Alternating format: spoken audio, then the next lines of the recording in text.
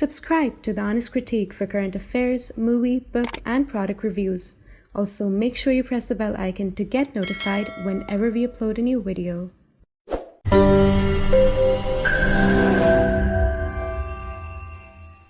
The views, information, or opinions expressed during the video series are solely those of the individuals and do not necessarily represent those of The Honest Critique and its employees. The following video contains strong language which may be offensive to some viewers. Viewer discretion advised. So hello and welcome to a very special episode that we're recording with Parinda Joshi. She is a best-selling author and screenwriter, born and raised in Ahmedabad. She now lives in San Francisco, where she works for a fashion startup. We're talking about her newest release, A House Full of Men, which is a fourth novel. And her last novel, Made in China, was adapted into a feature film, which a lot of us have seen, enjoyed it. And she's also currently working on a screenplay, a social thriller. We'll talk about that more in the course of the interview as well. Parinda, thank you so much for taking your time and speaking to us. Pleasure to be here. Delighted to be here. And a big hello to you and all your viewers.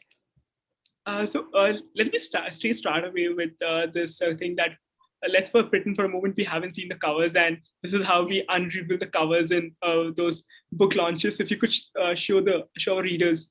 Absolutely. That's the cover. It's turned out to be very vibrant, lovely colors here. I'm absolutely in love with it.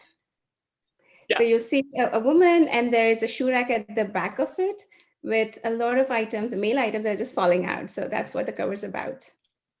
Yeah. And I want to start a little bit with the most enticing part when we actually go for book launches is a passage. So we could start with reading a passage and then probably I'll start with the other questions. Absolutely. So this is from the first chapter, and it says, as for the flesh and blood people, so we're talking about the protagonist here. Her name is Kittu, and she is a 25-year-old travel writer.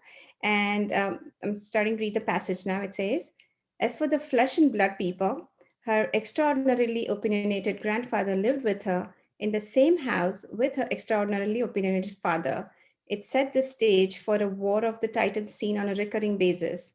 Her father, Ravi Pant, was a journalist and unapologetically pledged no allegiance to any political party, whereas her grandfather, Hridaynath Brahma Pant, also famously known as High BP among the grandkids, still brought up stories about Gandhi, Nehru, Bose, Patel, and their contemporaries every single day as if they were his cronies.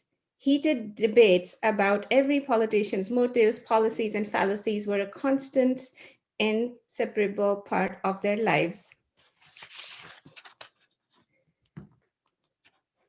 Most of her grown-up life had been overwhelmingly subdued, if you can call living with 5 adult men, a brash male dog included that. Actually, 6 adult men, if one included the framed poster in her room of a smiling P.G. Wodehouse with a cigar clenched between his teeth, dressed in a rounded collar with a suit and tie. She would toss questions at Wodehouse whenever she felt lonely. Most times, he responded with something funny or quirky, like, just try flossing maybe. Other times, he said life-altering stuff. Sometimes it was just banal. It made her laugh anyway. Well, that's a lovely passage for actually the readers, and we have enticed them enough to go and pick up a copy. But to give a brief sense of what the book is about, though from the title itself, we get an idea that it's set in a very patriarchal society. It's set, in fact, when I was reading the book, one of the first things that I've read is one of the dedication, and you have mentioned about to every person who felt misunderstood. I will come more to that. But you also mentioned about how women speak 2 languages, one of which is verbal. And I want to understand, one, give us a little brief about what the book is about. And second, what inspired you to write this book? Yeah. So let me start with your first question of what the book is about. The book is about a 25-year-old travel writer, Kittu, who lives in Lucknow. She works for a travel magazine, but ironically, she hasn't traveled in over a decade because of circumstances in her life that have panned out that have made her superstitious about it. But that's the least of her problems. The big problem is that she's grossly outnumbered by men.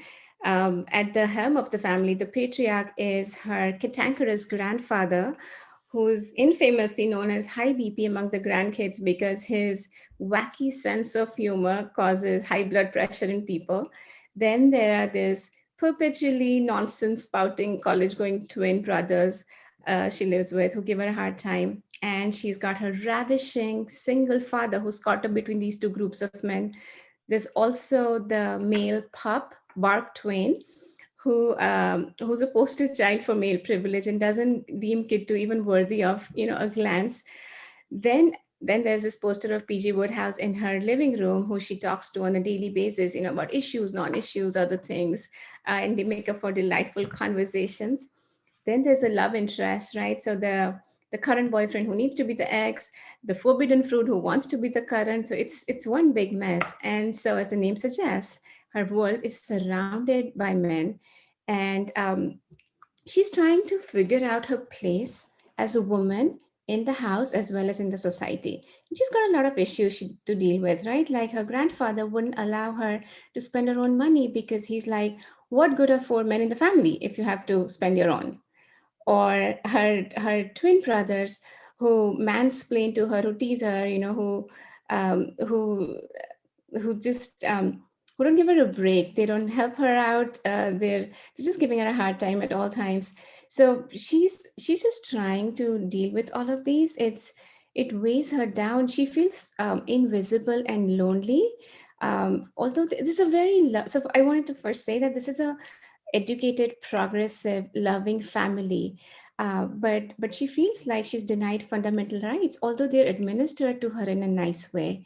And so these are people who can take a bullet for each other, but they can also be selfish and inconsiderate. And it's not an airbrushed version of an Indian family. It's far from it. So these are raw characters that I hope in a way will ring true. And so that's what she's trying to deal with, right? She feels invisible when she's also dealing with the guilt of being the cause of her mother's death. And she can't get that off her chest because she doesn't, when she reaches breaking point, she doesn't trust anyone to understand her. And so it's just a girl's struggle in dealing with this very lopsided male to female ratio in her life. So Yeah, that was go ahead. and why did you choose to? Where did the story come to you? How did the story come to you in your place? Yeah. So many years back, in one of my first jobs here in the US, I had to make a product pitch to the leadership team.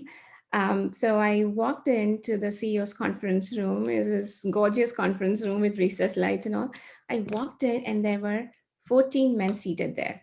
14. Okay. And I'm going to lie if I say that I wasn't intimidated. I was. But I took a deep breath, composed myself, and went about my presentation as usual. That evening, when my husband asked me how the pitch went, all I could say was, it was a boardroom full of men. And he's like, I know, but how was the pitch? How was it received? What was the feedback like? And I subconsciously repeated, it was a boardroom full of men. So you see what happened there?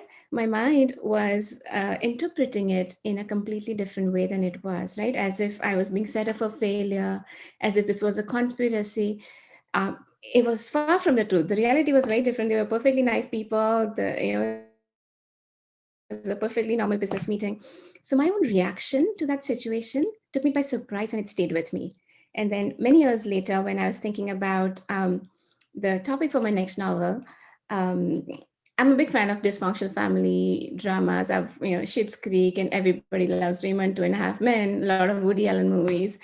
And I love Lucknow. I have a personal connect to it. So when it came time for my next novel, I married the room full of men concept with the dysfunctional family genre and set it in Lucknow. And that's how I had a, lighthearted, warm, funny story. I also want to talk a little bit about the character Kitty, whose full name is Kriti Dharapant. And you mentioned this interesting thing that she didn't travel a lot, and her life was just based out of Lucknow. And the only time she's traveled was also in Nainital. That is also when her cousin, when I think cousin was getting married a girl from Nainital. So tell us about this character and how this character comes into the play when her world is kind of restricted to Lucknow itself. So how did that shape up the character's journey in the book? Yes, I was trying to set up a stark contrast with her work life because she feels like she lives a stiflingly dual life, both at home and at work. And funnily enough, she works for a mediocre travel magazine that rips off content from their foreign global counterparts because they don't have budgets to travel. And they're like, we have all these magazines lying around as research. Why would we invest in our people to go and travel? Because they cater to the middle class, and they're like, okay, the middle class doesn't travel that much, so why would we spend all that money? And it's not something that Kitu's on board with. But on the work front, because she's stuck at that, that's the philosophy. She's battling with it, she's fighting it, but she's stuck with it for now. And on the home front, she lives with a group of people that's very content, very happy and content living where they're like everything we love, our favorite restaurants and our favorite shopping places, our temples, all our relatives and friends, everybody's here. Why go elsewhere? And so both ways, it's weighing her down. She's trying to break free, but it's also the superstition about events that have transpired in her life that haven't gone so well. Every time she's traveled, that's been restricting her from stepping out. So on one hand, her boss demands her to write articles about, summer music festivals in Britain or vegetarian restaurants in Amsterdam. But she's like, I haven't stepped out of Lucknow. How am I going to write all this stuff?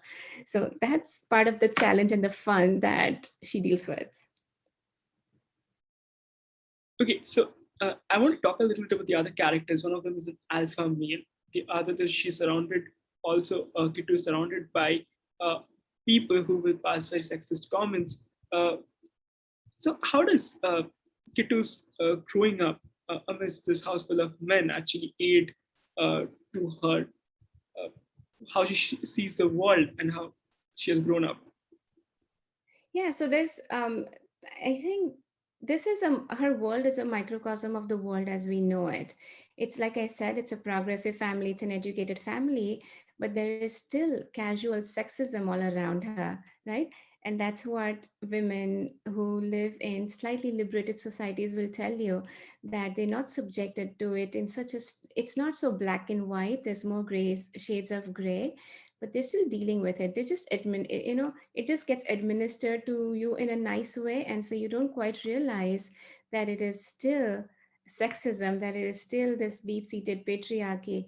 And for me as a writer, when I think about these pertinent issues, my tendency is to wrap it up with humor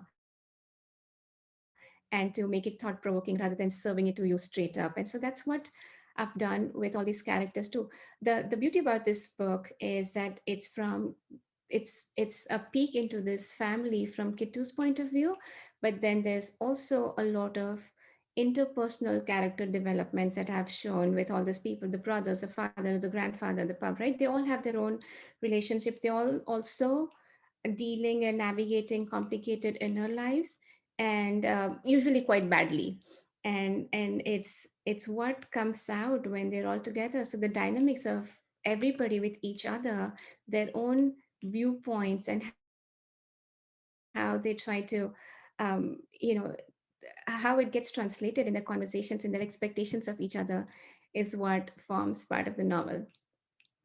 Also, one of the other things I want to cover is how Kitty was being misunderstood by people. A lot of things she couldn't share with people, and that's why she was being misunderstood. So, if you could uh, tell us a little bit about that. Yeah. Yeah. So a part of it is the subconscious biases and the prejudices that we live with. The example that I gave you about the boardroom situation, it wasn't that something was wrong with it. It wasn't that I was being set up for failure. It was my own perception of that situation. And so there's always two sides to a coin. And this Kitu eventually learns that things are, and this is for all of us to learn too, right? That things are not always as they seem. We, in certain situations, we assume the worst, and sometimes it is, sometimes it's not. And so it is, we must constantly have something left to discover, right? If you just go in with a specific mindset, then you've already assumed, then you've already it's going to pan out. It's going to you're not letting life surprise you. And that's what she's doing too. She doesn't trust this when she's grappling with a lot of pain, and she wants to get this burden off her chest. She doesn't trust these people to understand her, although it's a perfectly loving family. Had she given them a chance, things might have panned out differently. So it's how we look at situations and people, and whether we trust them to help us out and navigate through it is what that character is about. Yeah, and how humor has come into the forte of the entire book or your other writings, as you're mentioning. How do you deal with complex issues, like some of them not controversial or at times controversial, but you try to subtly put them through humor? How do you do that? So I'm not a very controversial person in general. So but as writers, when we do have those thoughts and opinions, we have both the responsibility, the privilege, and the platform to put it out there, right? And like I said, my natural tendency in life is to wrap things up with humor and make it thought-provoking rather than just making it controversial for the sake of it. The other thing I'm very conscious about is not to include any hot button issues in my story for the sake of it. So if I do, they have to ring true. They have to be an inherent part of the story and the character's journey, and there has to be an arc to it, so that I'm doing justice to it, right? So nothing is in there, and I'm really glad that some of those very pertinent issues have made their way into the novel in an organic manner. As for the humor, I think it's something that I thank you for that. It's something I get from my father. He's got a wonderful sense of humor, and so that's just something I've learned growing up, to present my viewpoint in a way that will not offend people, but still, with a chuckle, leave plant a thought in their head. Yeah, and moving a little bit with that, when I started this conversation with one of your text where your first one of the first quotes that mentioned about women speak two languages, one of which is verbal. And when I was googling this, I found this interesting quote by Moja Kaf, and she mentioned one of the other languages, silent suffering. Uh, and as you mentioning about, this is not as you mentioned in the initial conversation, that it's not a quintessential Indian story that you try to depict in the book. But how much of that of you can't speak because there's a house full of men lead to your growth as a woman in a patriarchal society like India? So this is not autobiographical. This is not my story, right? I grew up in a balanced family in terms of gender balance, but this is something that, of course, I've drawn upon my experiences because um, I lived in a slightly progressive society where I had a lot of quote unquote freedom to do everything I wanted, from choosing my field of education to traveling to friends to whatever, the lifestyle I wanted, the choices that I wanted to make to an extent. Now, not that I had a free pass, I had to justify myself, I had to present my viewpoint, I had to get approval, right? So all of those things still apply to me like they do to most Indian women. But at least I was heard. I was given a chance to present my viewpoint, and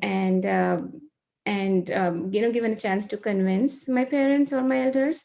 And then sometimes I was denied. Other times I was able to run with it. And it's through the years you learn the art of getting what you want in a way that will. Um, so that you learn how to strategize it with every person, because your answer will depend on who you're asking it from, right? You pack your bags and leave for a girls only trip for 14 days one day. There's a lot of subtle conditioning that you have to do over time to be able to get what you want. And so this is little nuances that I think a lot of women learn. Um, it's it's it still continues. So I don't want to make a blanket statement. India has progress, but there's still metro cities or tier 2 cities where life may be perceived to be easier for women as opposed to a larger part of India. And I feel like civilizations that still deal with this archaic mindset, if they don't address these fundamental issues in a meaningful manner. We've seen that with the Roman and the Greek and the Indus civilizations, right? Civilizations that don't address these things or they don't progress begin to deteriorate. And so if India has to become a force to be reckoned with, then it has to deal with all of these, right? Deep-seated patriarchy, remarriages, there's a lot of other issues that I address in the book in a very meaningful manner to be able to move ahead, because you want a society that's fair and you want people who are happy and given equal chances to be able to live their life, their best life to the fullest. Yeah. Now I think this is one question probably you might also be expecting about Made in China. And since you have written a book and you were a part of the screenplay as well, this is one thing probably you might get. But since we all are interested in this understanding, how does that transformation from a book to a screenplay happen? And especially when you are the author of the book and you see certain chunks of being taken out into a screenplay, how do you deal as an author? Does this layer of insecurity comes in when certain parts have been not taken into the screenplay? And how is the process generally different from writing a book? Thank you for asking that. It's a very interesting question. Novel writing and screenplay writing are like chalk and cheese. They're very different. I always say that it's like skiing and snowboarding. Both art forms require basic familiarity with navigating the snow, but the similarities end there. They're also both very potent and different in their own ways. One allows the reader to navigate the internal workings of a character. There's with books you get more character development, more detail, more depth. With movies it's a different experience. It's more immersive experience with the locations and the background scores, and there's just a lot more that goes into it. For a writer to be a part of both mediums initially can be challenging and confusing as well. For one, you're going from being the solo pilot of your aircraft to being in the cockpit with multiple writers, right? And writers are very opinionated people, and so it takes a bit of time to kind of get used to that idea. But also, movies are mounted large, and both not every writer necessarily is. It's not about tools and techniques. Some writers are more suited for one art form than the other. For instance, writing a movie requires, the movies are very dialogue heavy. And so it requires a knack for dialogues that you don't necessarily need in a novel. So there's different requirements, different prerequisites for what makes each one great. For a writer to be a part of both is initially confusing if you don't know the tropes, because um, you know more writers get added to. Usually it's a team of writers. There's a separate dialogue writer. Subplots and characters get added to the movie if they're missing so layers get added to the movie if they're missing in the book. Especially for Bollywood, so in my case, I spent a year with a director translating my book as is into a screenplay. And then once we got a bind from a production house, additional screenwriters were brought on board. A dialogue writer was brought on board, and things begin to take a different form when you have more writers on the panel. In the case of China, certain characters were added, some subplots were added. So heart of the book and the movie are the same, but the book is more of an internal journey of an entrepreneur. It has a comical bent. The movie is more of a drama. The dialogues are something that are also very notably different between the book and the movie. And that's because the requirements are very different for what makes each one successful. So it's something that a writer learns along the way. There's very few books that get translated into movie as is. Usually this is the process. It's an iterative process. With books, you have a writer and a publisher. With movies, there's a crew of 200 people in a youth star cast. And there's a lot of, opinions and feedback that get weaved into it. And so the end product might look very different from where it started. So how has your life changed post the release of the movie Made in China? Not just as the person who got more fame out of it, but also how has your storytelling process changed? Do you think more using the lens of a screenwriter sometimes? How does this might fit on a screen, or is it or you too diverse from the fact of later converting into a movie? You think as an author while you're writing it, did any storytelling process also change with some minute level?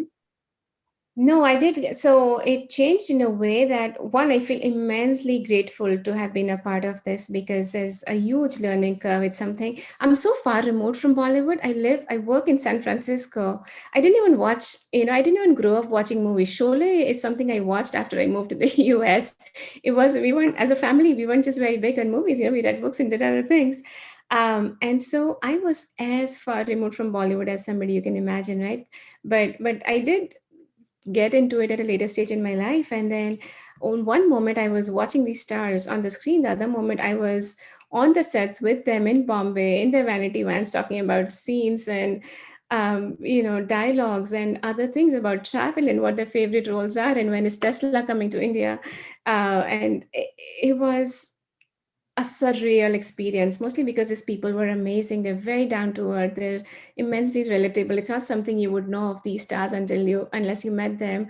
So it was unbelievable experience to be able to just see it all come to life, especially with such a youth star cast, right? So felt I'm like, okay, there's nothing more I can ask for right now.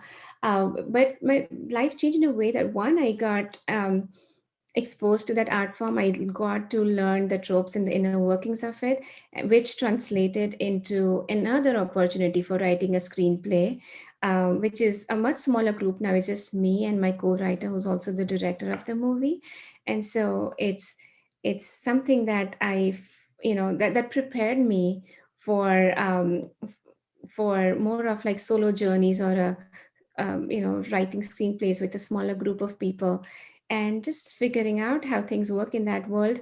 But that hasn't taken away from my novel writing experience. So this novel it's a 340-page novel, and it's been a solo endeavor. And I enjoy both forms of writing. I enjoy writing in general. It's something that brings me unprecedented joy and happiness, and I can't stay away from it for too long. And I back in the day, I used to write a blog, then came novels, now there's a screenplay, but I still keep juggling the three, and I love all forms of it.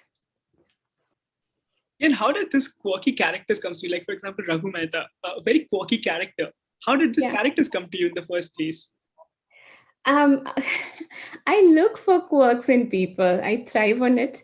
For the longest time pre-pandemic, my favorite hobby or pastime used to be just going to the malls or going to the parks or sitting at cafes and observing people and eavesdropping. And there's a lot of fun stuff that you become privy to when you keep your eyes and ears open. So I'd be sitting and having a long chat with somebody, but the three takeaways I would have are the three funny things that that person said. And so I, it's just that lens I've had, I guess, all my life that I look out because, like I said, I inherited that humor gene. I'm not as good as my father, but I did inherit that from him. And he has this knack of picking on people's quirks and weaving funny stories or characters out of it. So when I was really young, I think in primary school, I didn't realize it. My father made me realize that I have a somewhat of a natural knack for storytelling because I wasn't married to truth at all. I would, with our family, friends, or relatives, I would make up stories as they have happened, but added a lot of mirch and masala because I started realizing that people find it amusing and they were laughing, and so I continued. And then one day I heard my father telling people that if don't believe everything my child says, apply a 50-70% reduction factor because she tends to dramatize things.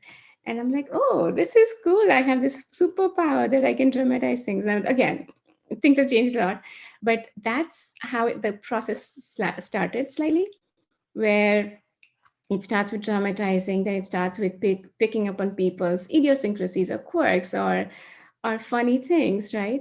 And then it just continues to snowball until you are able to write these characters along the way. Yeah. So lastly, before I let you go, what's your future projects look like? Is there a book coming or a screenplay you're working on? Yeah, so I have a screenplay that recently got commissioned by a leading production house. And we're just in the editing phases now before we can go to the casting phase. So that's going on. I'm also working on the Houseful series. I see it as a three-part series. So the first one's Houseful of Men. There's an idea that I'm noodling around as a second book in the series. So yeah, those are the two projects I have for now. Any more information, like exclusive content, you can give us on what's the screenplay about or which association? It's a social thriller screenplay. Looking at the OTT space for now, but that is all I'm at the liberty of saying right now. Okay, thank you so much, actually, for taking your time and speaking to us. And we look forward to the screenplay and the future books. Before we let you go, you want to show the book one last time to all our viewers? I would love to. Here's the book. Please, it's available everywhere books are sold in India. Please do get your copy. And I would love to hear from you. Let me know what you think. You can find me on Instagram at Parinda Joshi, or send me an email. The details are on my website at parindajoshi.com. And thank you to you for hosting and for such a riveting conversation, and to all your viewers. Appreciate it. Thank you so much. Have a great day ahead. Good morning from India. Bye. Take care. Bye. Take care.